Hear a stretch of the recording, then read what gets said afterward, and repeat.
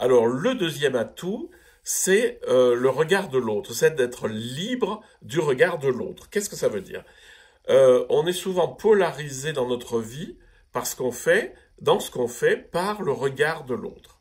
Oui, mais qu'est-ce qu'on va en penser? Ah, etc. Donc en fait, il y a deux options. Il y a l'option je cherche la reconnaissance de l'autre, c'est-à-dire j'agis de façon à ce que l'autre me renvoie un commentaire positif, ou je crains la critique de l'autre, c'est-à-dire que je fais peut-être pas certaines choses parce que j'ai peur d'être critiqué. Alors, le mieux dans tout ça, c'est d'être libre du regard de l'autre.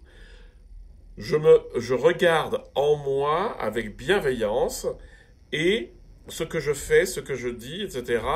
Je dis, ben voilà, ça, je pense que c'est, voilà, je vais dire ça, je vais faire ça, je vais être comme ça, et je vais pas être dépendant du regard d'admiration ou du regard critique, mais il faut pas oublier que la reconnaissance ou la critique, c'est dans l'autre et ce n'est pas en moi. Donc, j'ai pas à intérioriser la critique ou la reconnaissance de l'autre. Et puis l'autre, il a ses limites et puis bah, il peut admirer des choses qui sont pas admirables ou critiquer des choses qui sont très bien. Voilà. Donc, deuxième atout dans la vie, c'est ne pas être dépendant du regard de l'autre.